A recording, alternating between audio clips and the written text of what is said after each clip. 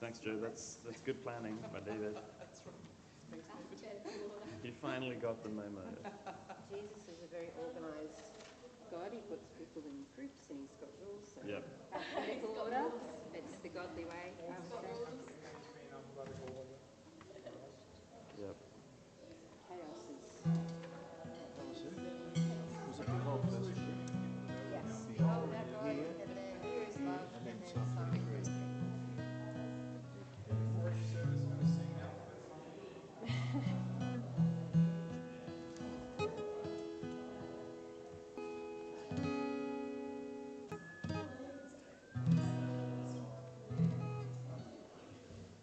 Sorry, I keep tapping your phone to look at the time, but I'm in mine. Guys, we have way too many people here tonight. I know, it's just overflowing. Send some people back. People are going to be standing at the door, out the door, in the rain. I mean, guys, it's dry and warm and Jesus loves you. I think.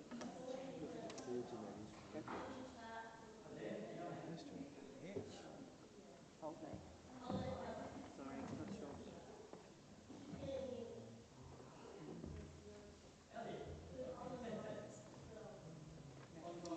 Dankeschön.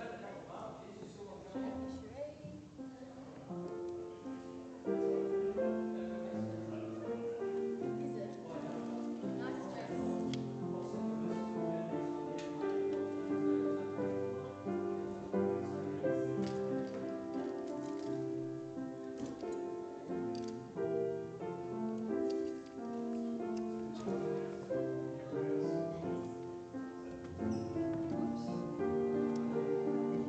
you up.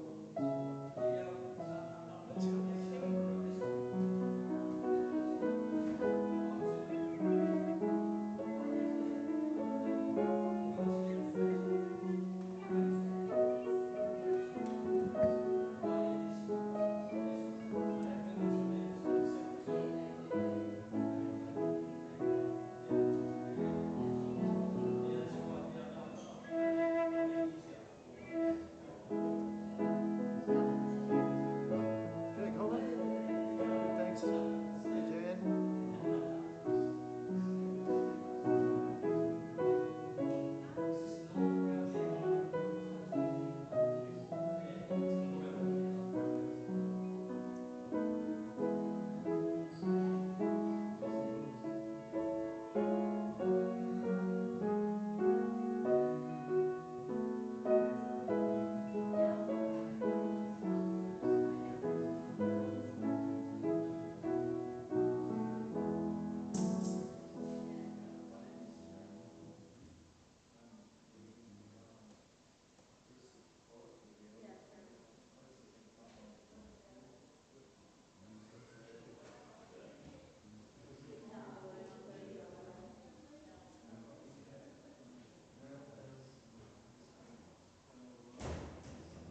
You ready? It's kind of wild out there. I fell asleep after that. Did you? That was lovely, wasn't it?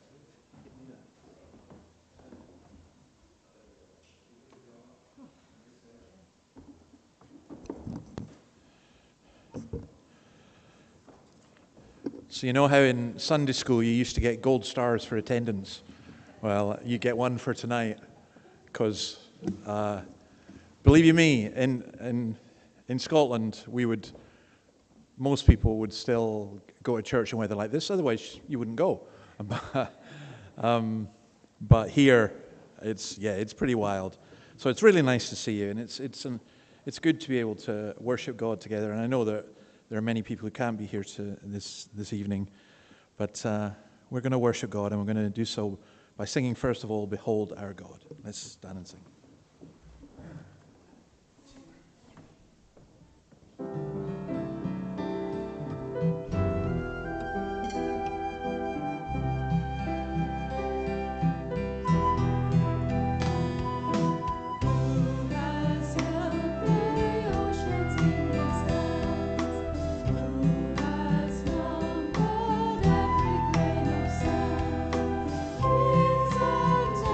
Exaltations tremble.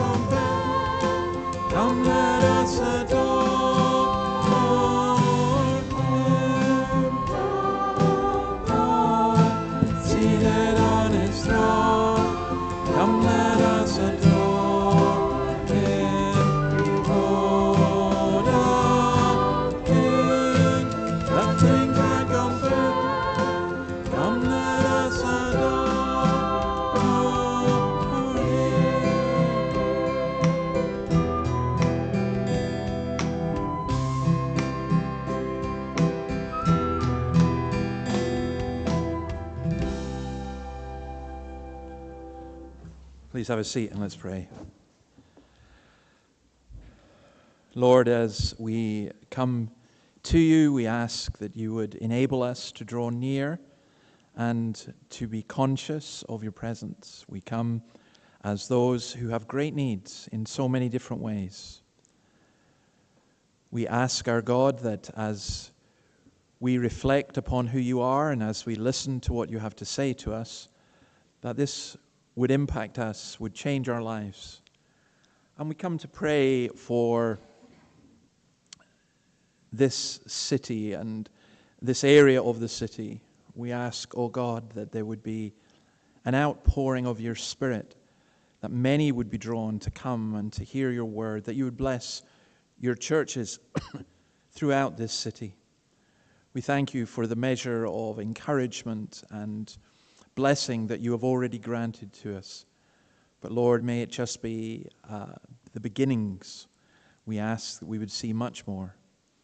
Be with those who are elderly and frail. Be with those who face difficulties because of the weather just now. We ask, O Lord, that you would protect your people. And we pray for those who are discouraged and those who are fearful and doubting. We ask that you would restore them and build them up. So be with us and help us as we worship you. In your name, amen. Okay, notices. Next Sunday, we hope to have, I think we normally have food afterwards. We're going to have a communion service in the morning, but the service at night, we'll continue to look at John 12. I think that's about the only notice I've got. Is there any other notices, Terry? No, we're fine. Good. The song that we're going to sing is Here Is Love. And then someone's going to pray and someone's going to read. And I'm saying someone because I brought the wrong notice sheet with me. So you know who you are. So after we've sung this, whoever you are is praying will pray, and whoever you are is reading will then read John 12, 1 to 11.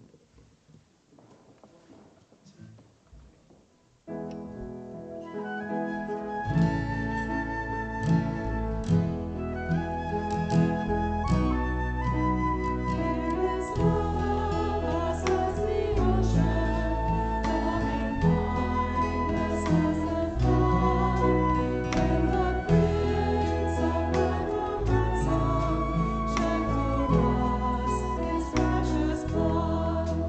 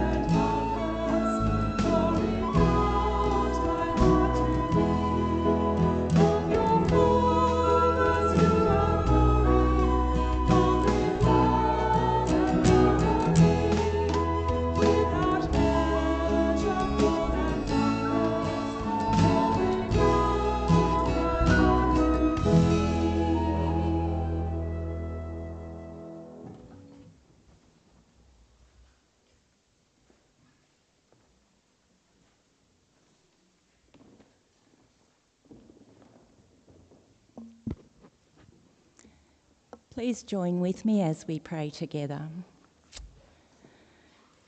Father, as your children, we praise you, the creator and sustainer of all things. We thank you for your goodness, mercy, forgiveness and love shown to us in sending Jesus to die in our place. We confess that we have sinned against you and our neighbours again this week in thoughts, words and deeds. And we are sorry and seek your forgiveness. Help us to fix our eyes on Jesus and not our circumstances, so that our steps will be steady and sure. Father, we pray for those in our church who are unwell or frail, and we particularly think of Ray in hospital at this time and her husband John as she faces the last days of her life. Be her comfort, her peace, and her sustenance. We pray also for Andrew, Ian and Jim, that you will sustain them and give them strength for each day.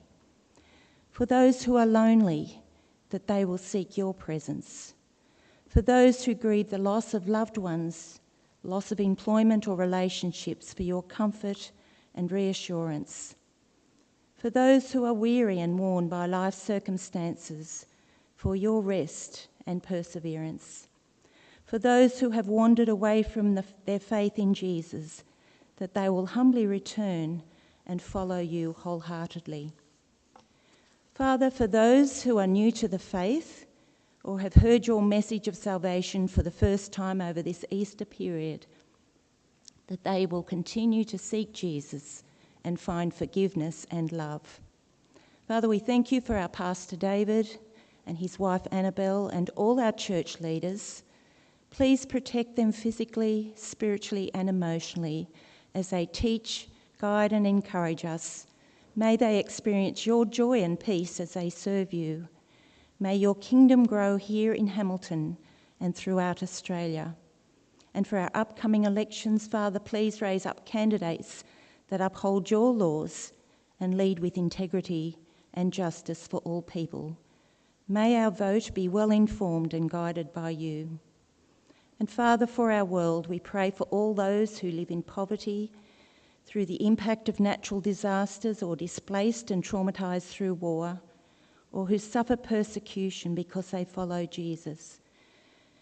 Particularly we pray for those in the conflict areas of Israel and Palestine, Russia and Ukraine, for those victims in Myanmar and Thailand of the latest devastating earthquake, and for those in Africa that live lives that are in despair. Father, give them hope in their despair and help them to know of your love through our generosity and your hand of protection.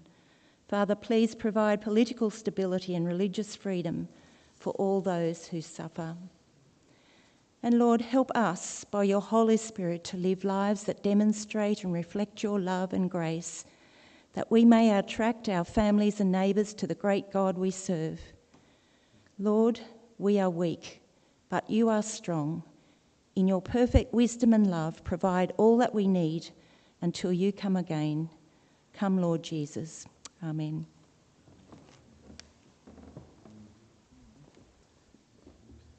The reading this evening is from John chapter 12, verses 1 to 11.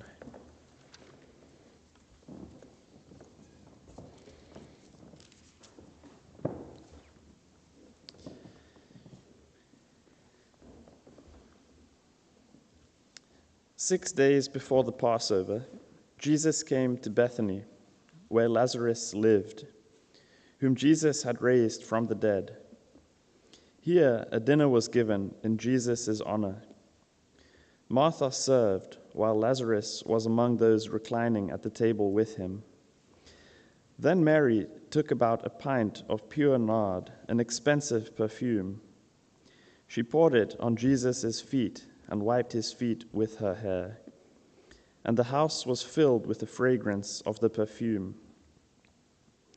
But one of his disciples, Judas Iscariot, who was later to betray him, objected, 'Why wasn't this perfume sold and the money given to the poor?'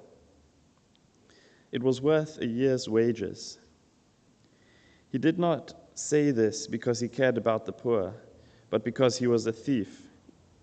As keeper of the money bag, he used to help himself to what was put into it. Leave her alone, Jesus replied. It was intended that she should save this perfume for the day of my burial. You will always have the poor among you, but you will not always have me. Meanwhile, a large crowd of Jews found out that Jesus was there and came, not only because of him, but also to see Lazarus, whom he had raised from the dead. So the chief priests made plan to kill Lazarus as well, for on account of him, many of the Jews were going over to Jesus and believing in him. This is God's word.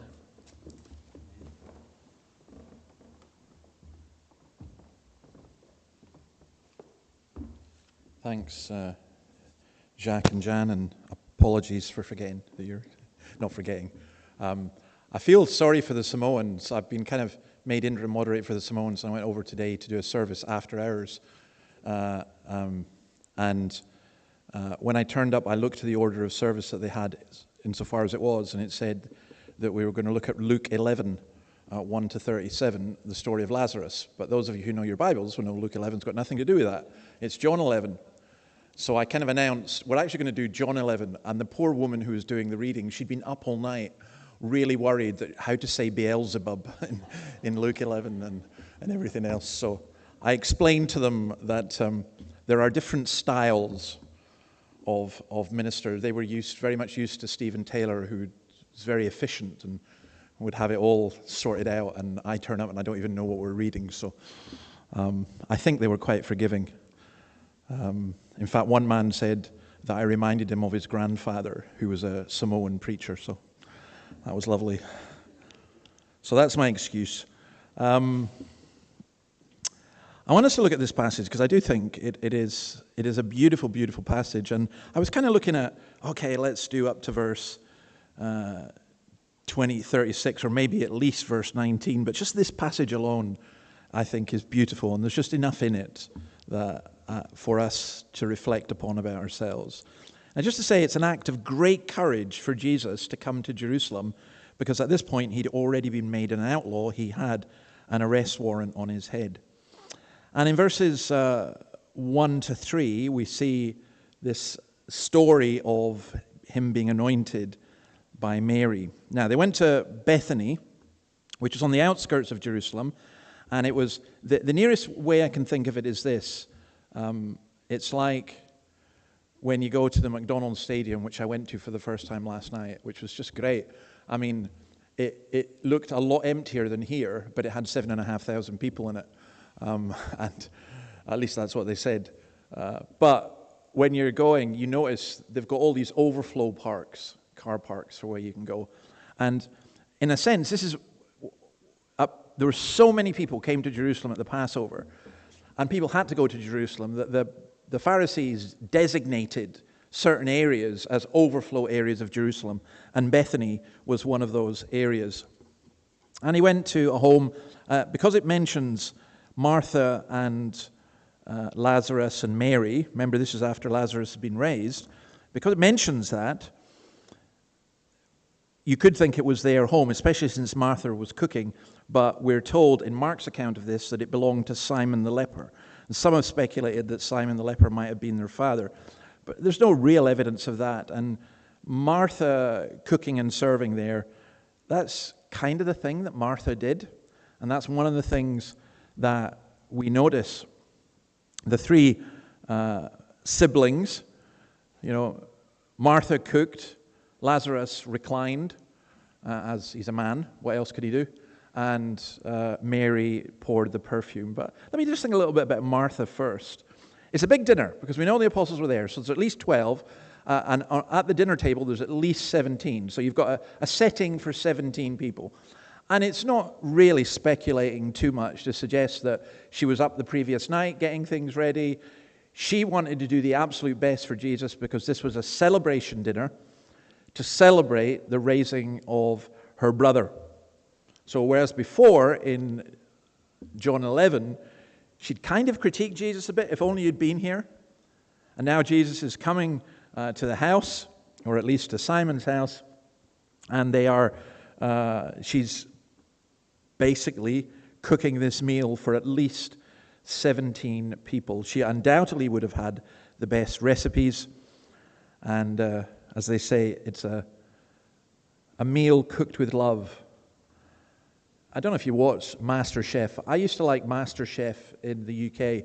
MasterChef Australia, I can't watch because it so drags on forever and ever. No one gets thrown out for ages, and it's so hyperbolic, and it's all this, the kind of thing is, my passion is food. Right? I think anyone who says my passion is food should be thrown off MasterChef instantly because it's such a cliche. But they do that, and they say, my love is food. Well, this is very different. This is somebody who is cooking out of love for people. Some of us here had a meal with our Samoan brothers and sisters afterwards, and if you ever get invited, go. That's all I'm saying. If that's how they do church food, I'm converting to the Samoan Presbyterian Church. I thought it was wonderful. But one of the things I got was, it's a huge amount of work in what they did. And I think it's food cooked with love, and appreciation. And that is gold dust. When you've got that, imagine if you're a child and maybe your mum's in a bad mood and she can't be bothered making the food, and she goes, just, there it is, take it.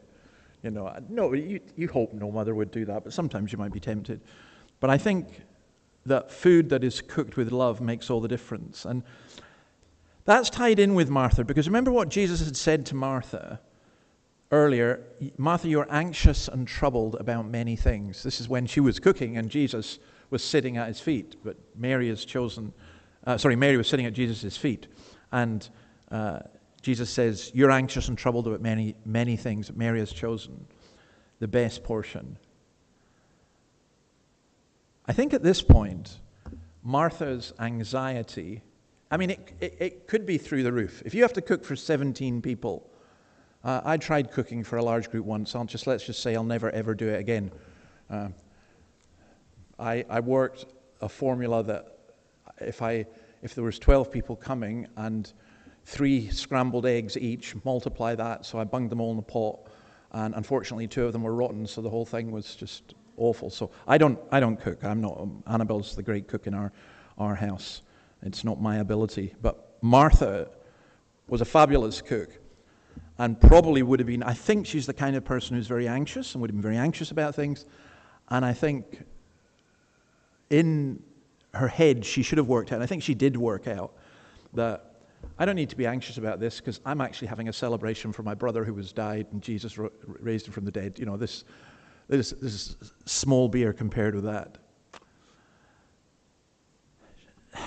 There's a practical side of that. True worship also involves service. It does involve sitting at Jesus' feet. It does involve listening to his word, but it also involves service. Romans 12:1. I urge you, brothers and sisters, in view of God's mercy, to offer your bodies as a living sacrifice, holy and pleasing to God.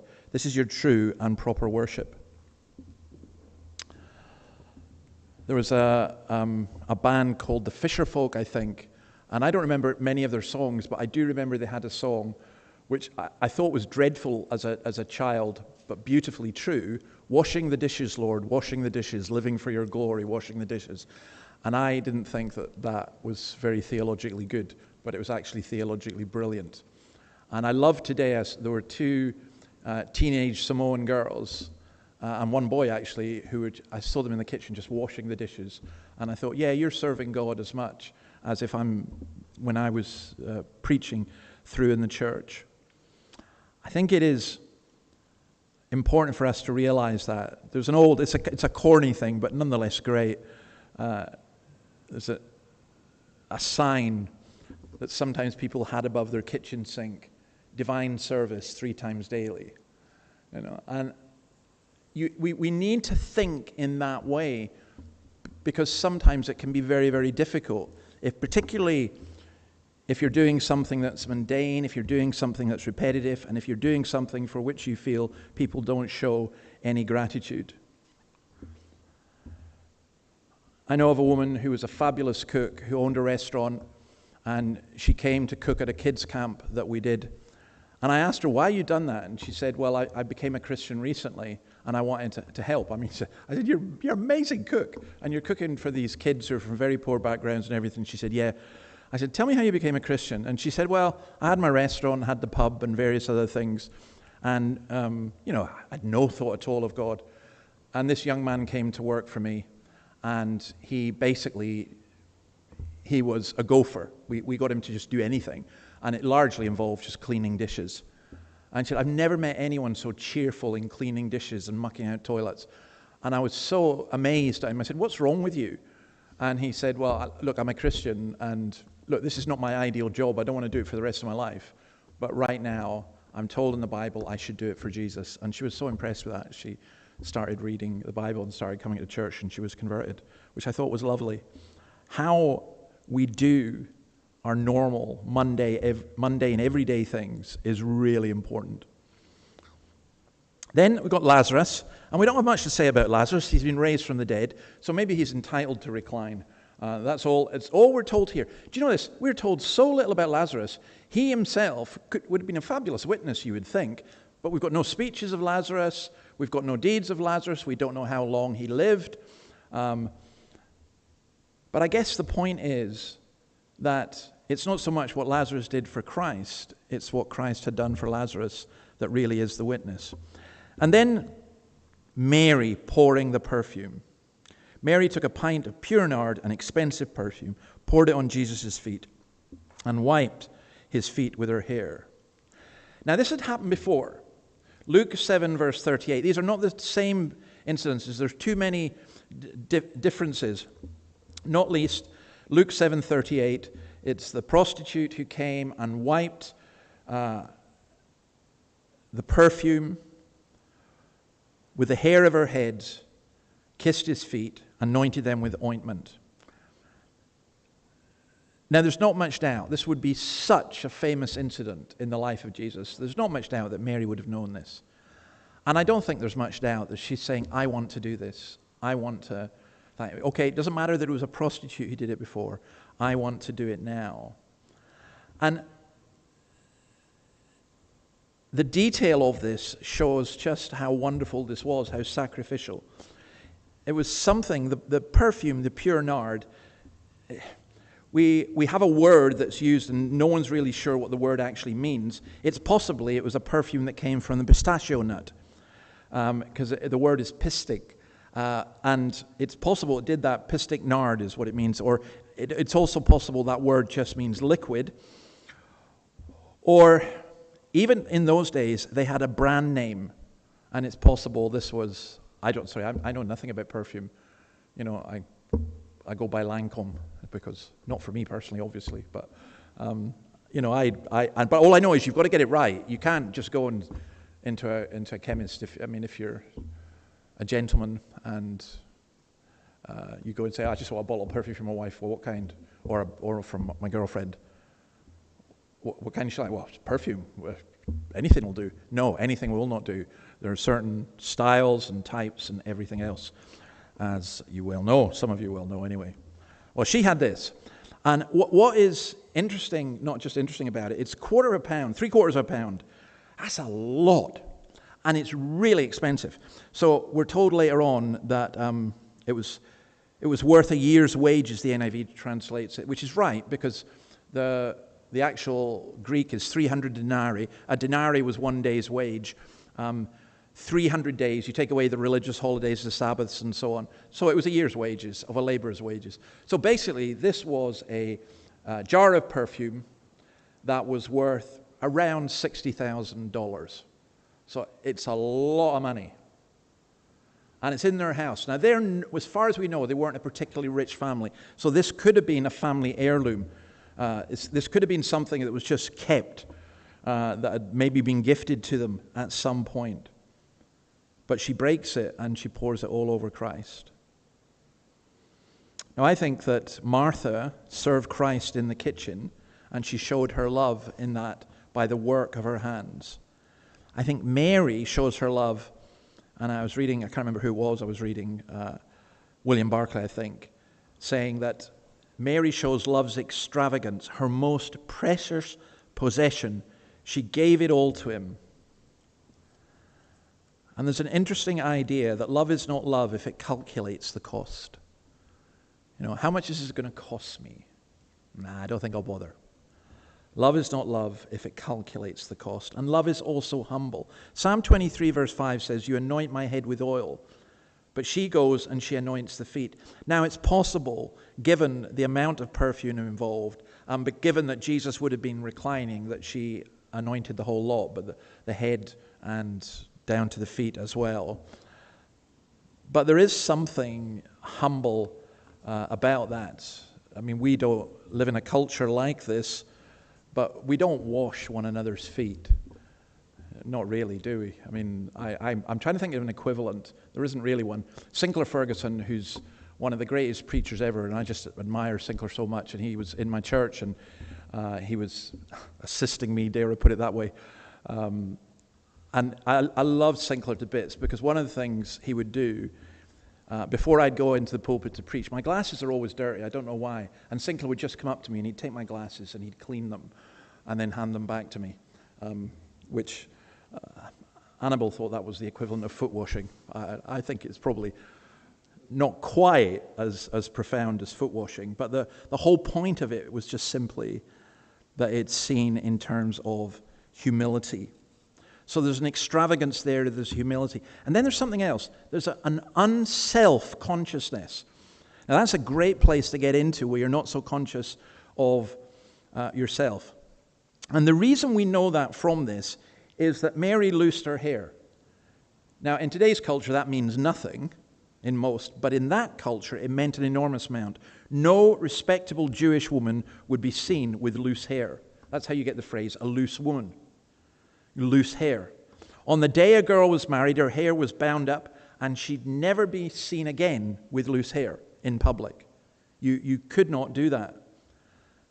And Mary knew that when she did this, and behaved in this way, not only would it be compared to the previous incident with the prostitute, but she could have been accused of behaving like a prostitute.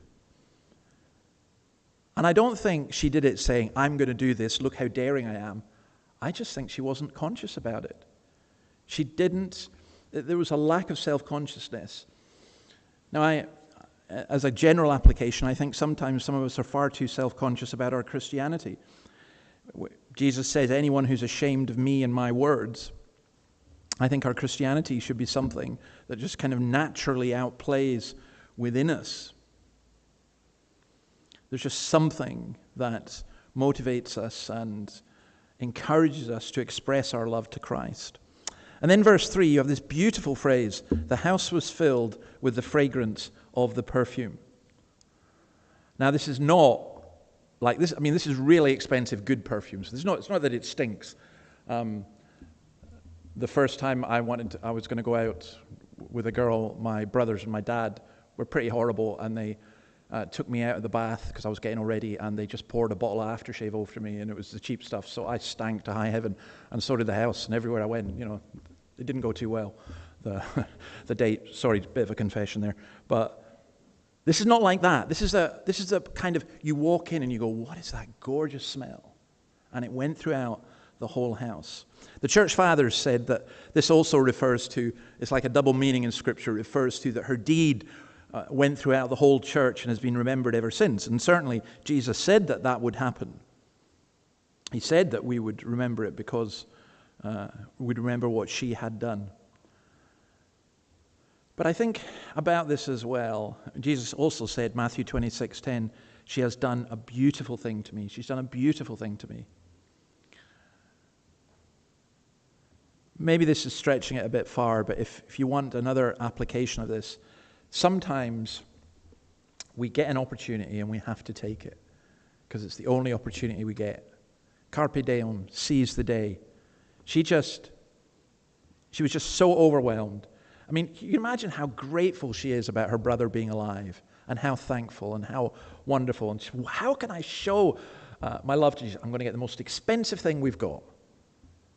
And I'm going to... Now, she didn't know. In a sense, I think she was aware of the whole anointing thing, but she clearly did not know that she was anointing Jesus for his burial. She was actually celebrating the resurrection of her brother. Then verses 4 to 8, we have another character coming in, of course, Judas Iscariot, and a very interesting diversion in terms of the poor. Now, we learn about Judas Iscariot. He was the keeper of the money bag. He must have been fairly good with figures. He was put in charge of it. And it became a trap for him. There are things that we may be good at that can easily become traps for us. For example, you may be very good at public speaking, or you may have a particular musical gift, and you can become extremely proud about that. But he had a gift with finance. And it's amazing how many churches have come unstuck with this, with people who are good at finance, being given responsibility, and it's far too easy to siphon off money. I remember visiting a very small church in the Scottish Highlands who were absolutely devastated because they were very small, but somehow their treasurer had managed to siphon off £30,000 into his own bank account. And he was a man who preached. And sometimes what you find is it happens this way, that the treasurer's got money here and he's got money there, and then he shifts money a little bit about, and then he borrows something for something, and then just bit by bit. That's why we do need checks and balances within it all. But he was worse than that, to be honest. Let's just name some things. First of all, he comes across as an incredibly bitter man. He saw something beautiful, and in his bitterness, he made it into something ugly. I think cynically, we can be over naive and not recognize wrong motives in people. But I think we can be too cynical, and we can impute the lowest motive to every single action. If you think about it this way, a warped mind takes a warped view of everything. And he used the poor. And again, that happens a lot. My son works in a very poor housing estate, one of the poorest in Scotland. And we have this phrase, poverty porn. It's middle-class people who like to, inverted commas, say they're helping the poor, or even go and help the poor. But it's like going in and coming out. Now, Jesus here isn't saying we shouldn't help the poor. When he says the poor you will always have with you, that's not what he's saying. But sometimes you get people who use the poor to make political or even theological points. So people might complain, why doesn't the church help the poor? Why would you spend money on worship? Why would you spend $60,000 on anointing Jesus? Look at the good that could do to the poor. Well, the Bible clearly argues against ostentation and everything else in that regard. But it's not quite as simple as people suggest. Aren't you concerned for the poor? I occasionally hear remarks on social media from people around here, well, look at that church. It's not a church for the poor. I say, well, how do you know that? You don't know that. Somebody told me, Bevan would be able to correct this, I'm sure, that, years ago, that was a church for rich people. And looking around at you, you've disguised it very well, but if you are, that's lovely. Feel free to share your wealth, to bless the gospel, but you know how it happens. You know how people can use the poor, partly to virtue signal, partly to justify their own views, and partly to attack others. I think it is an absolute priority for the church to be concerned about the poor, but not just in the kind of way that says, look, we do this for the poor. There has to be something much deeper. Deuteronomy 15:11, which is quoted by Jesus, there will always be poor people in the land. Therefore, I command you to be open-handed towards your fellow Israelites who are poor and needy in your land. Jesus is not saying don't help the poor. What he's saying is that That can be done anytime. This couldn't be done at any time. And I think we, just in general, we also do need to remember that a huge part of what we are to do is to try and help the poor. There's maybe another thing in here, just also tied in with Mary. The failure to do things and to express love is what often brings the greatest remorse. I think it was Thomas Carlyle, the Scottish writer, who he absolutely adored his wife Jane, and he's married to her for a while. And when she died, he wrote in his diary about how horrible he'd been to her, and how he wished he could have 5 minutes back to tell her how much he loved her, because he hadn't. What a regret to live with for the rest of his life. Well, I think that Mary didn't have that regret. She knew what she'd done, and it was a beautiful thing. Now, part of that is in verses 9 to 11, where the large crowd of Jews, they come to see Jesus, and then the chief priest makes plan to kill Lazarus as well as Jesus to get rid of the evidence. And just a couple of things to say about that. In Mark's account of this, we're told, she did what she could. She poured perfume on my body beforehand to prepare for my burial. Truly I tell you, wherever the gospel is preached throughout the world, what she has done will also be told in memory of her. I don't think at the time she knew that, but later on she certainly would. When the women went to the tomb to anoint his body, it had already been anointed, and it had been anointed by Mary in anticipation of his death and of the resurrection. And again, that's a very beautiful thing. The Sadducees, on the other hand, and the Pharisees, they wanted to arrest Jesus, and they wanted to suppress the truth because of self-interest. The Sadducees didn't believe in the resurrection. Here's a man who'd been resurrected, and everyone knew he'd been resurrected, and they'd seen him being resurrected, and they said, well, let's just get rid of the evidence.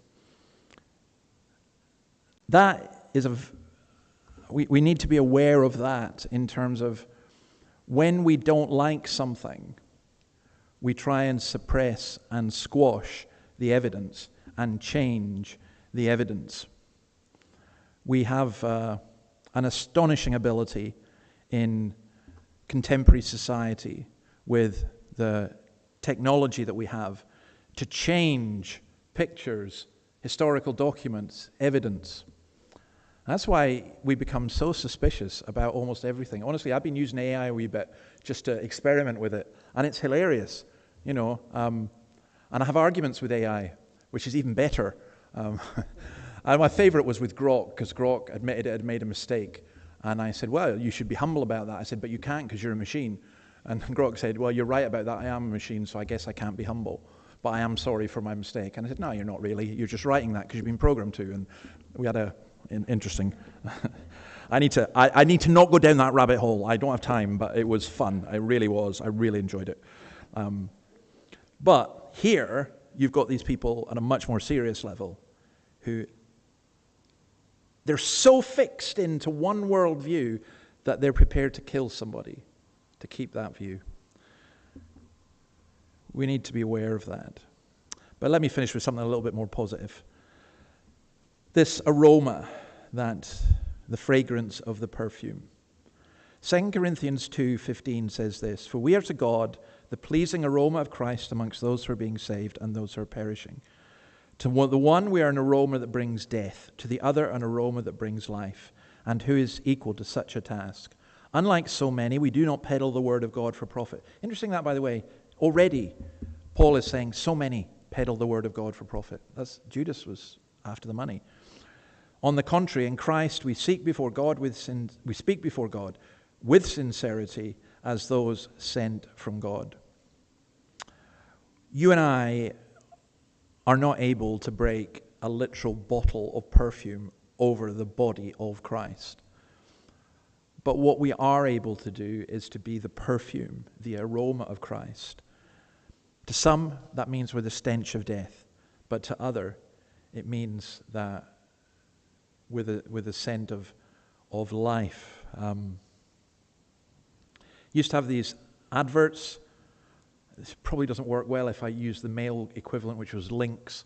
A guy walking along sprays himself with dreadful smelly stuff, and then apparently all these women are instantly attractive and turn their heads towards him. But there was other adverts for much more expensive female perfumes.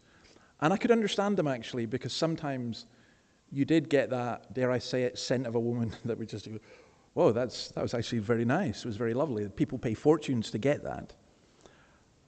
I think rather than looking for the, if you like, the physical perfume that causes people to turn their heads, we ourselves need to be the aroma of Christ in such a way that people turn their heads and want to know more.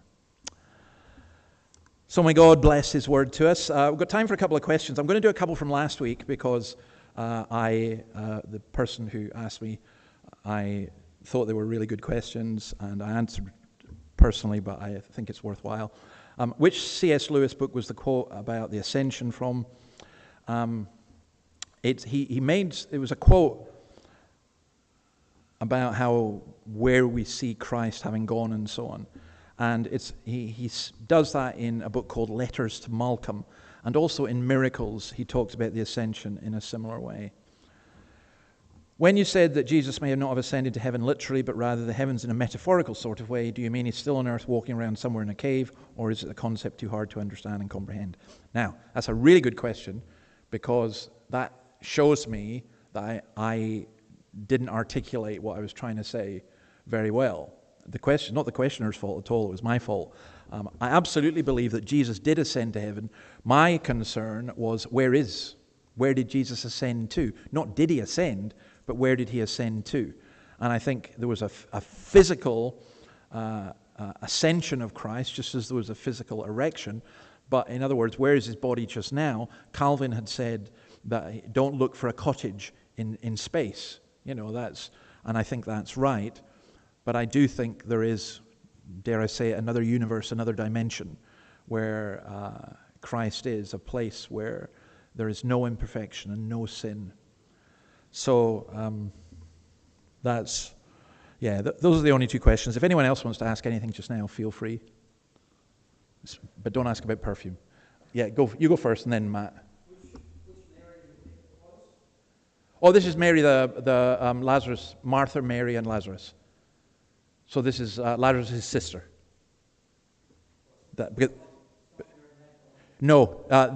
Mary Magdalene is possibly the one in Luke 7. But this is very, very clear. A dinner was given in Jesus' honor. Martha served while Lazarus was at the table. Then Mary took a pint of pure nard. So it's definitely Mary, the sister of Lazarus. And yeah. Yeah. Yeah, exactly. Yeah, so that whole anxious thing, I don't think Jesus is saying, look, you're really spiritual if you're sitting down and listening to a sermon, and you're not so spiritual if you're going around making dinner. I actually think it was the attitude that Martha had, that he was telling, that she was anxious and worried and hyped up about many things. And now, you're right, in this instance, she isn't. So there's a change. Yeah.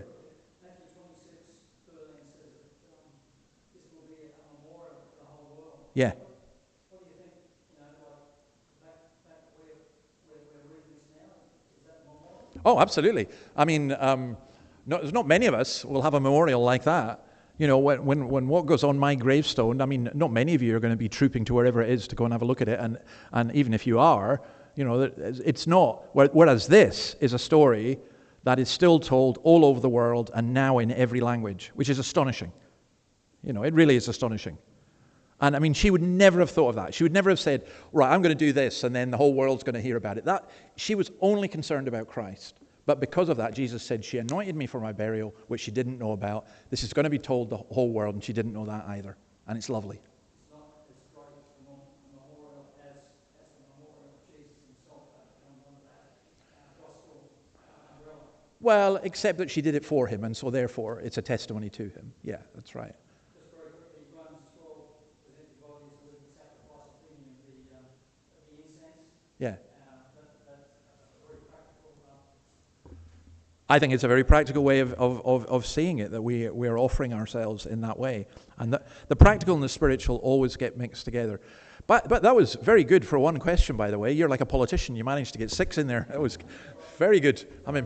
No. I'm impressed. Matt. I've got a light-hearted thing to ask. Yeah. Did you get an invite to the funeral? Which funeral? Oh, the Pope's. Oh, no. Yeah, the Pope's funeral. Strangely enough, no. But I was explaining to Gail on the way in that I think I'm going to be the next Pope. So, and she was saying, I had a friend, I joked about that once, and this was in days before AA. I had a friend who did something. He got a picture of me like that, and he put the whole papal outfit on me, and it looked so real.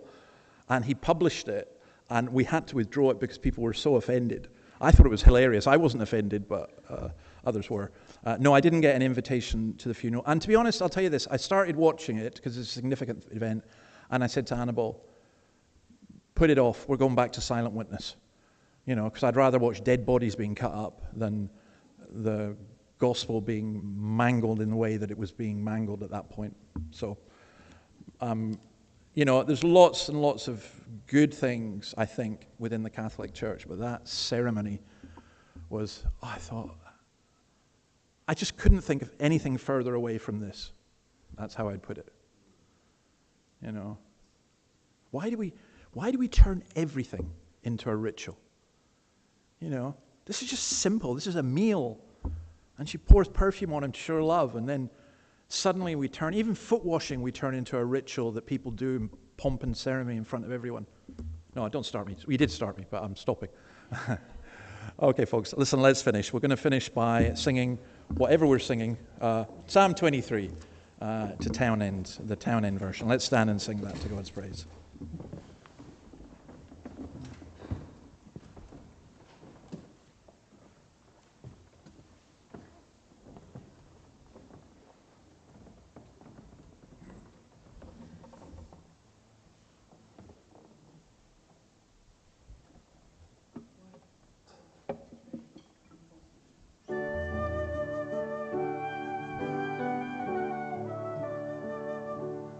The Lord's my shepherd.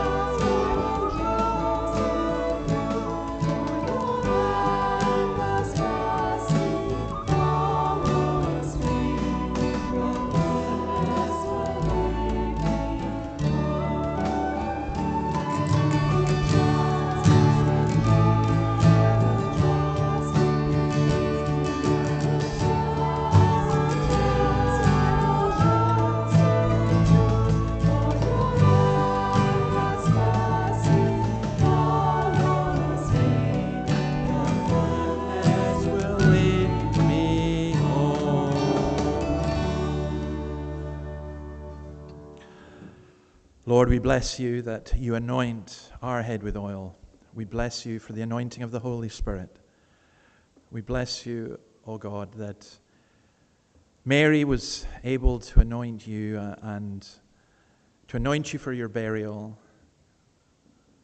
as a precursor to the resurrection, not just your resurrection, but ours. We pray that your anointing would be on us as we seek to serve you in this coming week. In your name, amen. Amen. Thank you. See you next week. Food next week, remember? Yeah, I thought you might.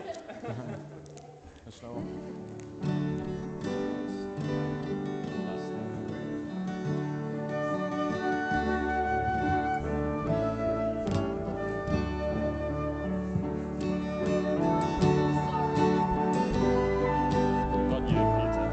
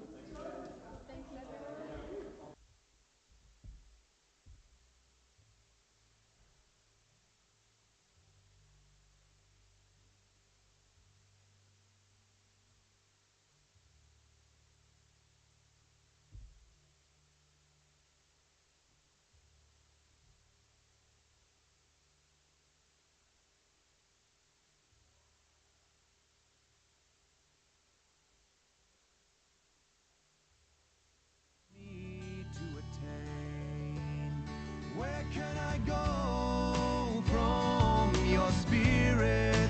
Where can I flee from your presence, Lord? If I go up to the heavens, you are there.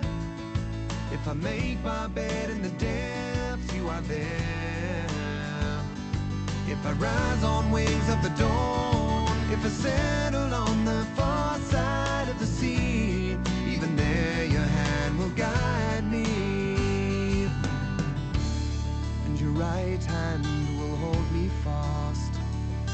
If I say surely the darkness will hide me, and the light become like night all around me, oh Lord, even the darkness will not be dark to you. The night will shine like the day. The darkness is as a light for you. Created my inmost being. You knit me together in my mother's womb. Oh, and I praise you because I am fearfully and wonderfully made. Your works are wonderful, I know that full well. If I go up to the heavens, you are there. If I make my bed in the depths, you are there. If I rise on